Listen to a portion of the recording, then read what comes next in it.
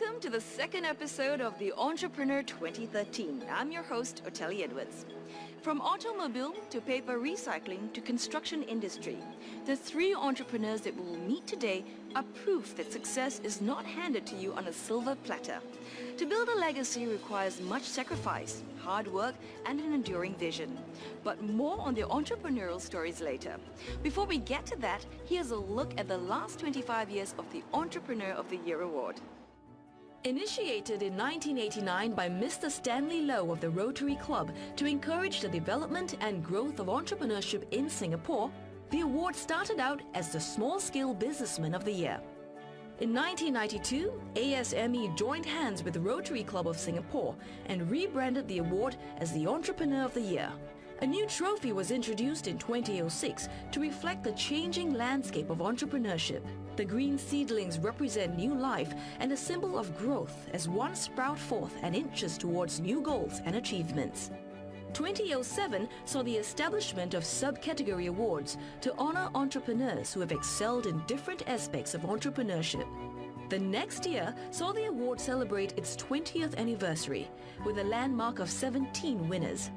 Changes were also made to the qualifying criteria to encourage entrepreneurs of the next generation to join the award, recognizing that sustaining a business is just as important as building one. This year, a new category was introduced. The Young Entrepreneur category recognizes budding entrepreneurs who have excelled in growing their startups. As the modern entrepreneur has to be multifaceted and all-rounded, more subcategory awards were added in recognition of this. A quarter of a century on, the Entrepreneur of the Year Award is still going strong. A long, illustrious list of past winners bears testimony to the award's contribution to Singapore's SME landscape. As a co-organizer of the Entrepreneur of the Year Award, the Association of Small and Medium Enterprises, or ASME, is a quintessential resource center for SMEs. As a champion of a pro-enterprise Singapore, ASME facilitates member SMEs who wish to broaden their business knowledge and seek new opportunities. Since its formation in 1930, EYA's co-organizer, the Rotary Club of Singapore, has remained active and dedicated to the principles and ideals of Rotary. Its motto, Service Above Self, is echoed in its humanitarian services in Singapore and around the world. Main sponsor OCBC Bank was ranked by Bloomberg Markets as the world's strongest bank in 2011 and 2012. This is the 12th consecutive year that the bank has been the main sponsor of the Entrepreneur of the Year Award, making more than a decade of championing entrepreneurship and helping SMEs achieve their aspirations. Infocom's partner StarHub is the choice info communication service provider for businesses and government in Singapore, where technology and partnerships come together to help take you forward. Official cognac of EYA, Martell is synonymous with the spirit of entrepreneurship. Built on the vision and passion of Jean Martel, today the same entrepreneurial spirit continues to define the House of Martel. Relentlessly pushing the boundaries of design, technology, craftsmanship, and customer care, innovation partner Lexus has harnessed advanced automotive technologies to provide the ultimate driving experience. The road to success might be tough, but it still starts with a single step. I came from a poor family of 5 siblings. My mother, widowed at the age of 26. I fully respect and honor my mother, who have carried the burdens of bringing up 6 children amid 4 jobs. Strength is drawn from adversity, and perseverance from an innate belief in your own ability. Back in 1991, when I suffered a big losses during the Gulf War, not only I lost most of my saving, I also lost my business confidence and had to temporarily stop the operations of the pre-owned car business. At that downtime, my mother and I rented a coffee shop store to sell vegetarian food. But one day, I want to resume my pre-owned car trading. I remember at that time I was just 26 years old. Still having lots of energy, if I can learn from my past mistake, I strongly believe I could make it. Lessons learned from a hard life proved invaluable, and Mr. Lim was determined to make sure his second bite of the cherry was more successful than his first. By nature, I'm the type of person who will adapt to changes easily and practice flexibility in my business strategy. I close down those businesses which are badly affected by the market and focus on those hefty potential. When I restart the pre-owned car trading business, I changed my company names from Dixon Service Enterprise to Dixon Auto Agency. DAA signified discipline, attitude, and aggressive. Based on these three words, I am able to tie through all the tough times and start to achieve success in this business. Emerging from those tough times intact, the next stage beckoned for Dixon Auto Group. In 2002, I set up Dixon Automobile to sell barrel import car from Japan. At the same time, I also set up Dixon Car Exports to export used car. I decided not to pursue these two businesses because at that time, the market is very saturated. A year later, I acquired Auto Mega Trading to sell brand new Nissan vehicles. Although I have been awarded the best dealers for the past 4 years, I decided not to continue because at that time, we are all facing a global financial recession. In 2006, we moved into mortgage and hire purchase loan. At the same time, we also set up Dixon Home to take good opportunity on the property market. Now, I have consolidated all my business under one roof, focusing on used car trading and vehicle financing services. A willingness to learn and roll with the punches that life throws you is an invaluable asset for any entrepreneur. I attribute the success to three words. First is the speed, power, and flexibility. Knowledge is potential power. I always update car market movements and current affair happenings in the world to the sales team. So the sales consultants are better equipped with sufficient knowledge for value-based selling to the customers. We also practice flexibility to meet customer requirements to close sales. This gives us an edge above our bigger competitors. After the break, meet our next entrepreneur who did not let her gender deter her from achieving success in a male-dominated industry.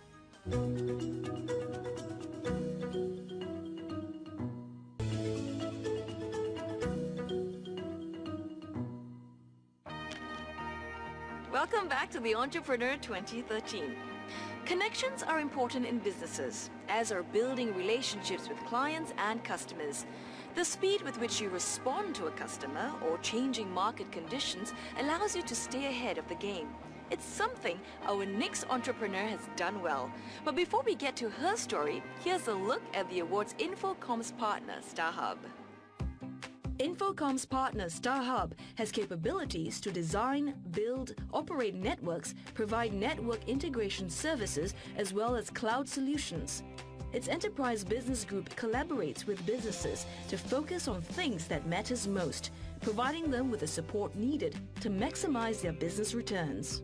Through this partnership, we have built a strong connection with the SMB community that allow us to gain valuable insights into their business and to create solutions that are relevant to their requirements.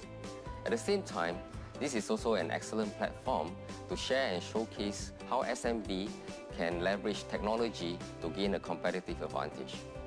In a connected world, technology helps to level the playing field between the SMBs and the larger enterprise. We hope to see more entrepreneurs adopt the use of technology to create a scalable and productive business model. Ultimately, the application of technology is imperative for all business. The critical success factors lies in the speed of adoption. Succession planning in business is not easy to get right. Talents can be groomed, processes can be taught, but mastering the art of business requires something more innate. I started working part-time with Tai Hing when I was 16. At that age, when my friends would go out and enjoy life after exam. While working there, I learned many hands-on things regarding the business. Those days, I end up doing work in all various departments in Tai Hing where help are needed. There isn't any coaching, so I have to learn fast. This experience did a lot to shape me. Entrepreneurs take risks. That is a fact. They do so understanding that it's the only option if they want to create a legacy. For Ms. Lim, taking risks were necessary if she wanted to advance the business. My dad is a very conservative businessman. I can understand that he put in a lot of effort to build up the business. He definitely wouldn't want to take unnecessary risks. For myself, having a more positive outlook and personality, I tend to look at things differently. And I believe that having an admin cum IT education does help me to look into the business in a different angle. I've made quite a fair bit of changes to improve and transform the business. I managed to get Tai Hing to embark on the quality excellence journey and get it ISO certified to improve the business. With the certification, it helped us to document all the process and workflow in the company. We adopt new technology to improve the way we work. And this has cut down many manual tasks and automate a lot of administrative function. We have moved into people's development and engagement as part of our company growth. We have carried out staff satisfaction survey, suggestion scheme to find out how our staff feel about the company as well as how we can improve better. We have also sent our staff for training to upgrade their skill and improve productivity. Expanding quickly, Tai Hing's revenue grew tenfold. But an entrepreneur's journey is never a smooth one. The success brought with it new challenges and problems. This industry moves according to the global economy. When global finance storm hit us, if we are not careful, it can literally destroy the entire company. Financial prudence is important to us. It helps us to ride out global crisis, and we make sure that we have healthy cash reserves to ride out any financial storms. In good times, with the money itself, we also spread our risk by investing in other financial products. Being female in a male-dominated industry brings its own set of issues, none of which deterred Ms. Lim or the success that has followed.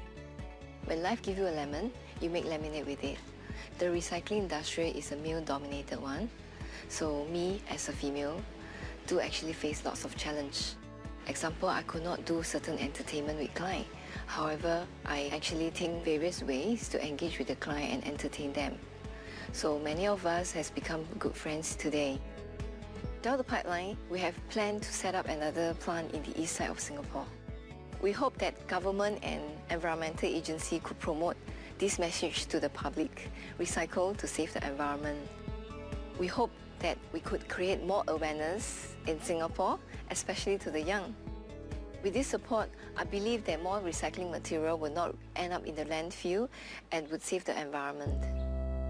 A critical part of the Entrepreneur of the Year Award journey is the final judging day, where the fates of the EYA Established Entrepreneur overall winner and subcategory winners are determined before a panel of judges. Taking their place before the judging panel, the established entrepreneurs were put through a rigorous examination, answering questions that cover all aspects of their businesses. I think generally the level of energy is fantastic. As always, you look at the short list, they're always very good with ideas, strong performances, and I think you can see the leadership most of these entrepreneurs display. The balance this year is quite good, in the sense that you're not just looking for strong financial performance, but also you're looking for innovativeness, inventiveness, to lead the market. But we hope that through the questions and how we probe them in terms of ideas and differentiation, sometimes it brings out them that we can see, wow, this is really an entrepreneur, because this is what he believes in, this is what he's passionate about, and that makes judging really meaningful. ASME, the Rotary Club of Singapore, and OCBC, we share a common goal of supporting SMEs. Through this sponsorship, it reaffirms our commitment in encouraging entrepreneurship in Singapore. The top entrepreneur shows courage. Courage to take on opportunities despite the risks. Courage to take on change direction when things are not moving well. And courage to make big decisions of even diluting their shares in order to grow the company. It's good to see that year after year, the emphasis is growing. The awareness of the importance of Infocom is growing, given the tough economic conditions and the labor situation. However, I'd like to actually see them put even more emphasis on it. When we speak to the entrepreneurs, we realize that many of them still rely on the good old-fashioned people power to do a lot of the back-end processes. And those are things that we feel can be optimized if they put more emphasis on Infocom and on IT. When we return, our next entrepreneur shows us that impossible dreams do come true. See you after the break.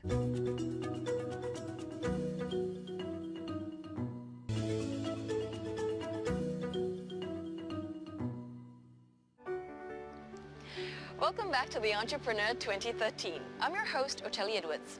In the last segment of today's episode, we'll be sharing the story of Mr. Soon Lai Fong, a construction worker who defied all odds to build his own construction company. But first, a quick peek at the awards that are up for grabs. The annual Entrepreneur of the Year award rewards top entrepreneurs who have excelled in their respective categories. The Established Entrepreneur Overall Winner Award is handed to the top entrepreneur, one who has surpassed his or her peers in all aspects of the judging criteria. The award design represents the entrepreneur's strong and steady growth, serving as the industry standard and the nation's economic backbone. There are also 7 subcategory awards which are presented to the entrepreneurs that have excelled in the various aspects of judging. They are the EYA for Enterprise, the EYA for Innovation, the EYA for Info Communications Technology, the EYA for Service Excellence, the EYA for Branding and Communications, the EYA for Social Contribution, and the EYA for Next Gen. Since its creation in 1715, the House of Martel has been synonymous with the spirit of entrepreneurship. The oldest of the cognac houses, Martel was built on the passion and vision of its founder, Jean Martel. While constantly innovating to achieve excellence as a cognac of choice for international connoisseurs, Martel continues to stay true to its heritage. Singapore is one of the easiest places in the world to start a business.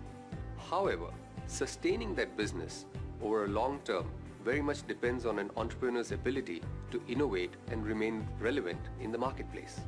All the top entrepreneurs participating in this award have demonstrated these traits. Their endeavors echo the spirit of entrepreneurship that has been shown by House of Martel over so many years. Dreams drive motivations. They also set the bar for progress.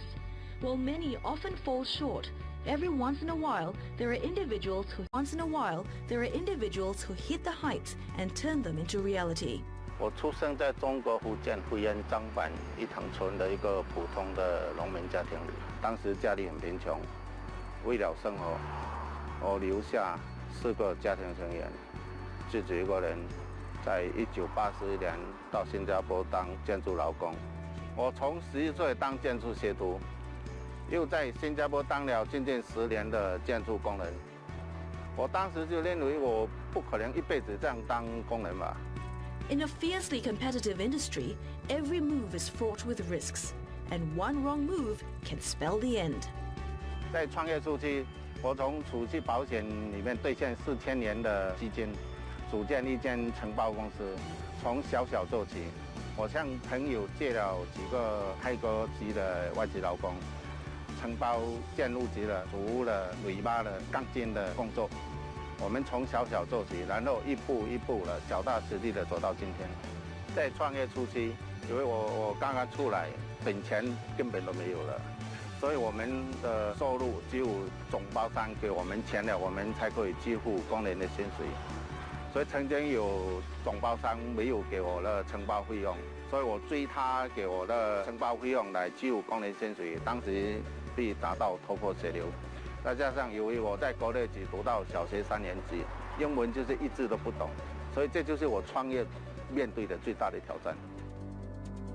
Not many people get a second chance, and not many possess the perseverance of Mr. Soon. As the business picked up, he began to work even harder. Early starts and late nights became a norm.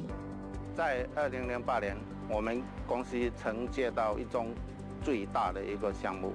就是在李王镇建造5座30层楼高的 THP 的主屋，当时我压力相当大。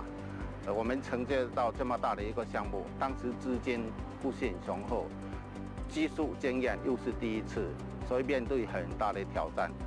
我把所有的时间跟精力都放在这个工程，直到它完工为止。我们顺利的完成了李王俊这个工程以后，获得了建设局颁发的 A1 级的建筑公司的等级，提升到最高的级别的建筑公司，也成功的标到了8亿多的建筑级的项目，这就是我们上完最大的转折点。As a growth multiplier, it's impossible to ignore the impact of technology on a business. In that respect, Mr. Soon was an early adopter, commissioning the design of a software system tailored specifically to the company's needs. 我到中国厦门去请一个软件的开发师，按照我的意思去编写这么的一个管理软件，然后我们公司又自己制定出一套管理系统，提高工作效率，降低建筑成本，就是我们3完成功的因素。Clearly, this is a man who knows what he wants and what he needs to do in order to fulfill his dreams. 在面对艰难的挑战时，应该像齿轮的功能一样，设定好目标，有进无退。小小的齿轮也能所推动巨大的齿轮。在新加坡这个竞争激烈的建筑行业，就算利水在行走，不进就是退。只有不断的努力，不断的提升自己，才不会被淘汰。迈向成功之路，不是你曾经跌倒多少次，关键是你最后一次有没有爬起来。如果你不爬起来，你就永远都不会成功。选择不放弃，你就有机会成功。I hope these 3 success stories have inspired you. Next week, we'll be featuring the final 2 established entrepreneurs as well as the 3 young entrepreneurs. The overall winners for both awards will also be revealed in a final episode of The Entrepreneur 2013. I'm Otelli Edwards. Till next week, goodbye.